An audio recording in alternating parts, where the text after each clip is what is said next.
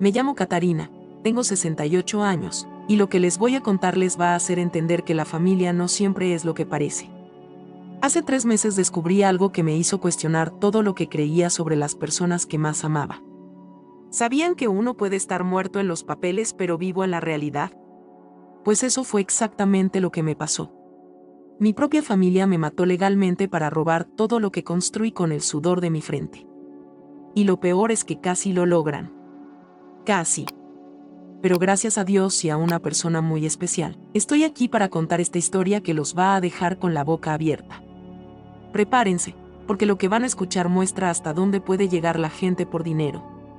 Hasta donde llegaron mis propios hijos. Todo empezó el 15 de marzo de este año. Estaba en mi casa en Guadalajara, la misma donde crié a mis 3 hijos sola después de que mi esposo muriera en un accidente laboral hace 15 años. Era una mañana cualquiera, estaba regando mis plantas en el jardín cuando sonó el timbre. Abrí la puerta y me encontré con un hombre de traje oscuro, con un portafolio en la mano y una cara muy seria. Se presentó como Miguel Hernández, abogado, y me dijo que necesitaba hablar conmigo de algo muy importante. Lo invité a pasar y le ofrecí un café, como siempre hago con las visitas. Pero lo que me dijo casi me hizo caer redonda. Señora Catarina, me dijo, tengo una noticia muy extraña que darle.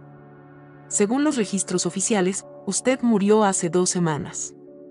Me reí porque pensé que era una broma de mal gusto. ¿Cómo que morí, si estoy aquí viva hablando con usted? Pero él no estaba bromeando. Abrió el portafolio y me mostró un acta de defunción con mi nombre completo, mi fecha de nacimiento, todo correcto. Decía que había muerto de un infarto en el Hospital San Juan de Dios el 2 de marzo. Me quedé sin palabras. ¿Cómo podía ser eso? El abogado siguió explicando que había sido contratado por una empresa que quería hacer negocios conmigo, y al revisar mis papeles legales descubrieron que yo estaba oficialmente muerta. Esto es un error muy grave, señora Catarina. Alguien falsificó su muerte, y normalmente eso pasa cuando hay una herencia de por medio. Mi corazón se aceleró. Herencia. Yo tenía una propiedad grande en el centro que valía buen dinero, además de unos ahorros que junté trabajando años como costurera. No era una fortuna, pero sí suficiente para que alguien quisiera adueñarse de todo. Le pregunté al abogado quien había registrado mi muerte y me dijo que tenía que investigar, pero que debía ir de inmediato al registro civil para resolver eso. Salí de casa con las piernas temblando. En el camino, solo pensaba, ¿quién haría algo así conmigo? ¿Quién tendría el valor de matarme en papel? Cuando llegué al registro, la empleada me miró como si hubiera visto un fantasma. Pero señora, usted no puede estar aquí, usted murió. Tuve que mostrar mi identificación varias veces para que me creyera. Ahí supe quién había hecho todo. Mi hijo mayor, Roberto, de 45 años. Había llevado a 2 hombres como testigos y dijo que yo había muerto en casa, que él me encontró. La empleada me mostró todos los documentos. Roberto había firmado como responsable de mis restos y dijo que me iban a cremar. Cremar. Ni un entierro digno en la mente de ese desgraciado. El mundo se me vino abajo. El hijo que crié sola, al que sostuve y pagué los estudios, me había asesinado en el papel, pero la cosa se puso peor. La empleada me mostró que Roberto ya había iniciado el trámite de herencia. Había presentado un poder falso donde decía que yo le dejaba todo antes de morir. Mi casa, mis ahorros, todo estaba siendo transferido a su nombre. Y no estaba solo. Mi hija del medio, Carmen, de 42 años, aparecía como segunda beneficiaria. Los 2 lo habían planeado todo al detalle. Volví a casa desesperada. Llamé a Roberto, pero el teléfono estaba apagado. Llamé a Carmen, igual. Intenté con mi hijo menor, Diego, de 38 años, el único que siempre fue más cariñoso conmigo. Cuando atendió, su voz sonaba rara. Mamá, ¿pero cómo está llamando usted? Le conté todo y hubo un largo silencio. Diego, dime que tú no sabías nada de esto. Pero su respuesta me partió el alma. Mamá, no teníamos opción. Usted ya está grande, no puede manejar tantas cosas sola. ¿No podía? Yo limpiaba mi casa, cocinaba, cuidaba el jardín, iba al mercado. Hacía 3 meses me hice todos los exámenes y estaba sanísima. ¿Cómo pudieron hacerme esto? Soy su madre. Él tartamudeaba, decía que Roberto los convenció a él y a Carmen de que era lo mejor para todos, que yo iba a ser engañada por alguien, que era mejor que ellos cuidaran del dinero. Pero mamá, siempre íbamos a cuidar de usted, solo queríamos proteger la herencia familiar. Proteger la herencia. La estaban robando mientras yo estaba viva. Colgué y lloré como hacía años no lloraba. 68 años de vida y me daba cuenta de que mis propios hijos eran capaces de traicionarme así. Pero, ¿ustedes creen que me iba a quedar callada? No conocen bien a Catarina Ramírez. Al día siguiente volví al registro con el abogado Miguel. Él ya había investigado y descubrió que este tipo de fraude se estaba volviendo común en México, sobre todo contra ancianos que vivían solos. Doña Catarina, lamentablemente sus hijos cometieron varios delitos. Falsificación de documentos, fraude patrimonial, falsedad ideológica. Esto puede llevar años de prisión. Yo no quería meter a mis hijos a la cárcel, pero tampoco podía dejarlos impunes. Iniciamos el proceso para anular el acta de defunción, pero el abogado me advirtió que sería complicado y lento. El problema, doña Catarina, es que mientras usted esté oficialmente muerta, ellos pueden seguir transfiriendo sus bienes. Tenemos que actuar rápido. Entonces descubrimos algo peor. Roberto no solo registró mi muerte. Falsificó un testamento donde decía que yo dejaba todo a mis 3 hijos, pero que él sería el administrador hasta que Carmen y Diego cumplieran 50. O sea, él controlaría todo por al menos 8 años y hay más. Roberto ya había puesto mi casa en venta. Mi casa. Donde viví más de 20 años, donde crié a mis hijos, donde cada rincón tenía recuerdos. La estaba vendiendo muy por debajo del valor a un conocido, seguro para repartir el dinero después. Cuando supe eso, sentí una rabia que nunca antes había sentido. Una rabia que me dio fuerzas para luchar. Entonces el abogado Miguel tuvo una idea loca, pero brillante. Doña Catarina, si sus hijos creen que usted está muerta, vamos a usar eso a nuestro favor. Vamos a descubrir qué están planeando antes de que sepan que usted está viva. Me sugirió que me escondiera unos días mientras él investigaba. ¿Pero dónde me voy a quedar? Ellos conocen a todos mis amigos y los lugares que frecuento. Me acordé de mi vecina, doña Esperanza, una señora de 68 años que vivía sola al lado hace más de 10 años. Siempre fue discreta. Le conté todo, y no van a creer su reacción. Se enfureció. Catarina, ¿qué hijos tan miserables tienes? Por supuesto que puedes quedarte aquí. Y además, te voy a ayudar a descubrir todo lo que esos malditos están tramando. Resulta que doña Esperanza no era solo una viejita tranquila. Había sido investigadora privada. Hija, pasé 30 años desenmascarando gente mentirosa. Tus hijos escogieron a la persona equivocada para engañar. Los primeros días los pasé observando mi casa desde la ventana de doña Esperanza. Al tercer día, vi a Roberto llegar con un hombre. Estaban midiendo, tomando fotos, haciendo anotaciones. Mi corazón se apretó. Doña Esperanza sacó unos binoculares y empezó a registrar todo. Catarina, anota todo lo que veas. Vamos a necesitar pruebas. El cuarto día, llegó Carmen con una van. Empezó a sacar mis muebles. Mis muebles. La mesa donde comimos en familia, el sofá donde cosía de noche para ganar un dinerito, la cama que compartí con mi difunto esposo. Lo sacaba como si fueran de alguien desconocido. Doña Esperanza me tuvo que sujetar para que no saliera corriendo. Calma, Catarina. Si apareces ahora, van a inventar otra mentira y va a ser peor. Déjalos que se hundan solos. Tenía razón, pero ver a mi hija vaciar mi casa me destrozaba. Cuando se fue, lloré tanto que empapé el pañuelo de doña Esperanza. El quinto día pasó algo que me dio aún más rabia. Diego llegó con su esposa Teresa y sus 2 hijos. Pensé que venían a despedirse, a hacer algún tipo de homenaje. Pero no. Vinieron a escoger qué querían llevar antes de que Roberto vendiera todo. Vi a mi nieto jugando en el jardín como si nada, mientras Diego y Teresa discutían sobre cuál televisor era mejor. Ese es más nuevo, pero este tiene la pantalla más grande, decía Teresa, como si estuviera en una tienda. Diego miraba mis portarretratos, escogiendo qué fotos quería. Fotos donde yo salía sonriendo con ellos, de cumpleaños, de Navidad. Momentos que ahora parecían mentira. ¿Cómo podían hacer eso? ¿Cómo dividir las cosas de su madre como si fuera una desconocida? Ahí entendí que mis hijos nunca fueron como pensaba. Me trataron bien todos estos años porque sabían que algún día moriría y les quedaría todo. Pero cuando vieron la oportunidad de adelantar ese día, no dudaron. Yo ya no era su madre, era un obstáculo. Doña Esperanza seguía anotando todo, tomando fotos con una cámara con buen zoom. Catarina, míralos. Actúan como si fueran los dueños. Pero tenemos prueba de que estás viva. Esto servirá en la corte.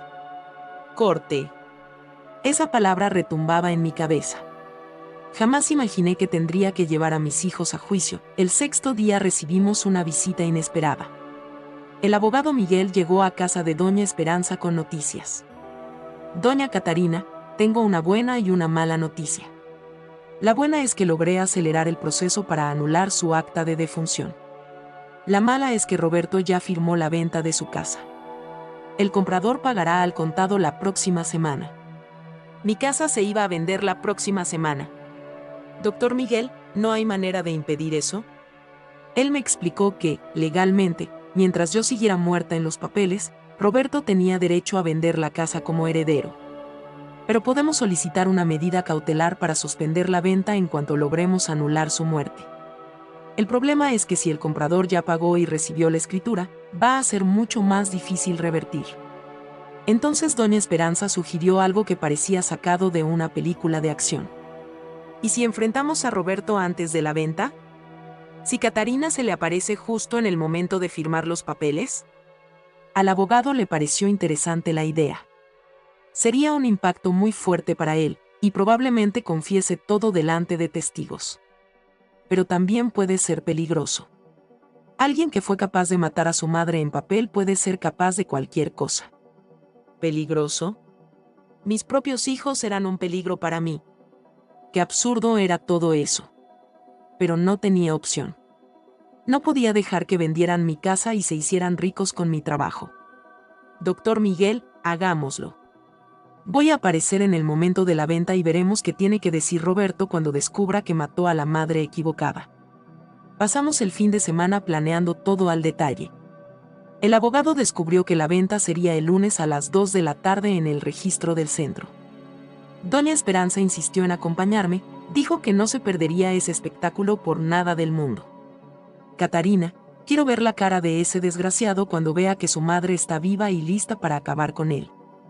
El domingo por la noche, casi no pude dormir. Imaginaba cómo sería el encuentro, qué diría Roberto, cómo reaccionaría. ¿Negaría todo? ¿Inventaría una excusa? ¿O admitiría lo que hizo y pediría perdón? Parte de mí aún esperaba que todo fuera un malentendido. Pero en el fondo, sabía que no lo era. El lunes por la mañana me arreglé con esmero. Me puse mi vestido azul, el mismo que usé en la boda de Carmen, me peiné y me puse un poco de labial. Quería verme bien para el momento en que resucitaría.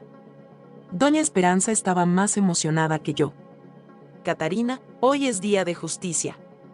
Esos hijos ingratos van a aprender que no se juega con una madre trabajadora. Llegamos al registro justo a las 2. El abogado Miguel ya estaba allí, disfrazado de cliente. Nos hizo una seña discreta. Esperamos afuera, y a las 2:10 llegó Roberto. Iba con un traje nuevo, zapatos relucientes y un maletín de cuero. Parecía un hombre de negocios, no alguien que acababa de matar a su propia madre para robar su herencia. 5 minutos después llegó el comprador de mi casa con su esposa. Lo reconocí al instante. Era Joaquín Morales, comerciante con varias tiendas en el centro, famoso por hacer negocios dudosos. Por supuesto que Roberto lo había escogido para venderle la casa por una miseria. Esperamos a que entraran y pasaron 10 minutos para asegurarnos de que ya estuvieran firmando. Entonces entramos los tres juntos, Doña Esperanza, el abogado Miguel y yo. Mi corazón latía tan fuerte que pensé que todos lo iban a oír. La secretaria nos indicó la sala. Cuando abrí la puerta, se hizo un silencio absoluto. Roberto tenía la pluma en la mano, listo para firmar el último documento. Cuando me vio, la pluma cayó y se puso pálido. Joaquín me miró confundido, luego a Roberto. La oficial de registro se quedó congelada en medio de su frase. Buenas tardes, dije con la voz más tranquila que pude. Espero no estar interrumpiendo nada importante. Roberto me miraba como si hubiera visto un fantasma. Joaquín fue el primero en hablar. Disculpe, señora, ¿quién es usted? Entonces solté la bomba. Soy Catarina Ramírez, la dueña de la casa que están comprando. O mejor dicho, la casa que estaban intentando comprar, porque una persona muerta no puede vender nada, ¿verdad, mi hijo? El caos que se armó fue indescriptible. Roberto intentó levantarse, pero le temblaban tanto las piernas que tuvo que apoyarse en la mesa. Joaquín empezó a gritar que no sabía nada, que Roberto le había dicho que su madre había muerto y le había dejado todo. La oficial revisaba los papeles confundida. Roberto, dije, ¿no me vas a saludar? ¿No te da gusto saber que tu madre está viva? Él finalmente habló, pero con voz temblorosa. Mamá, yo, pensábamos que usted. ¿Pensaban que, mi hijo? ¿Que yo había muerto?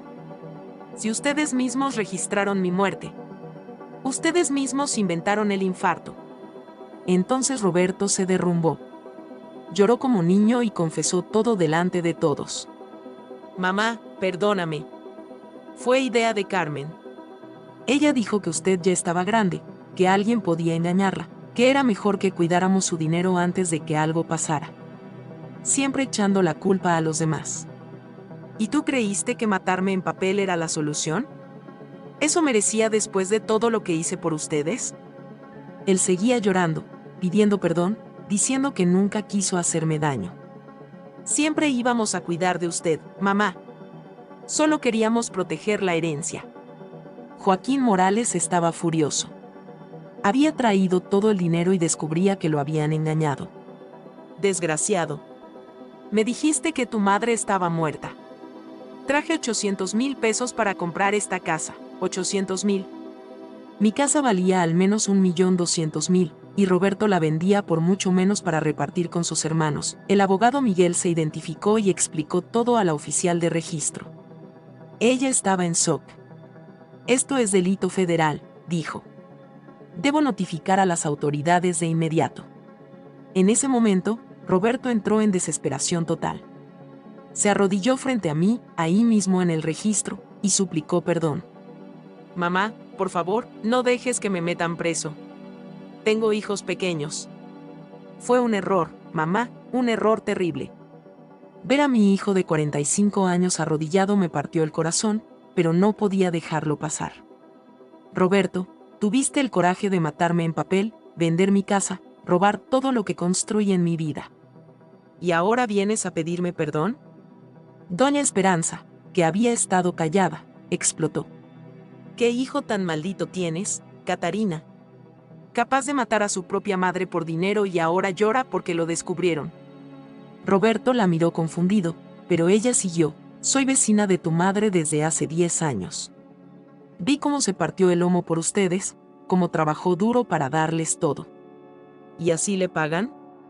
La oficial interrumpió para decir que no podía seguir con la venta y que todo debía resolverse en los tribunales. Joaquín se fue furioso, amenazando con demandar por estafa. Quedamos solo nosotros 4 en la sala. Mamá, dijo Roberto, aún de rodillas, ¿qué quiere que haga? Haré lo que sea para que me perdone. Lo miré, ese hombre que crié y amé incondicionalmente, y sentí una mezcla de lástima y repulsión. Roberto, primero vas a devolver todo lo que vendiste o transferiste. Segundo, vas a confesar todo ante tus hermanos. Y tercero, van a pagar por el crimen que cometieron. En los días siguientes, todo salió a la luz. Carmen y Diego también fueron citados por la policía. Carmen intentó negarlo todo, pero había pruebas, firmó documentos, participó en la repartición, se llevó mis muebles. Diego fue el más honesto. Admitió todo y pidió perdón, dijo que se arrepintió desde el primer día, pero no tuvo valor de decirme. El proceso fue largo y doloroso. Ver a mis hijos en el banquillo fue una de las cosas más difíciles de mi vida. Pero no podía dejarlo pasar. Si lo hacía, Podrían hacerlo con otras personas, con otras madres. El juez fue muy severo. Roberto recibió 3 años de prisión por falsificación y estafa. Carmen, 2 años. Diego, por colaborar y mostrar arrepentimiento, 1 año y medio en régimen semiabierto. Hoy, 3 meses después de haber muerto, estoy viva y con la dignidad recuperada. Recuperé mi casa, mis bienes, y sobre todo, mi autoestima. Doña Esperanza se volvió más que vecina, se volvió mi hermana. Nos cuidamos mutuamente, compartimos las comidas, vemos novelas juntas, y siempre dice, Catarina, la vida nos enseñó que la familia no siempre es quien comparte la sangre, sino quien está contigo en la dificultad. Mis nietos aún me visitan, pero todo cambió. Saben lo que hicieron sus padres, y eso creó una barrera que quizás nunca se rompa. Roberto sigue preso, Carmen cumple condena condicional trabajando de limpieza, y Diego intenta rehacer su vida. A veces me pregunto si valió la pena llevar a mis hijos a la justicia. Pero luego recuerdo cómo me declararon muerta estando viva, cómo vendían mi casa y dividían mis cosas, y sé que hice lo correcto. Porque una madre puede perdonar mucho, pero no puede permitir que sus hijos se conviertan en criminales y salgan impunes. Lo único bueno de todo esto fue descubrir que soy más fuerte de lo que pensaba. A los 68 años enfrenté a mis propios hijos, luché por mis derechos y demostré que nadie, ni siquiera tus propios hijos, tiene derecho a pasarte por encima. Y para quienes escuchan esta historia, recuerden, nunca es tarde para luchar por lo que es tuyo, nunca es tarde para hacer justicia, y sobre todo, nunca subestimen la fuerza de una madre traicionada que decide defenderse.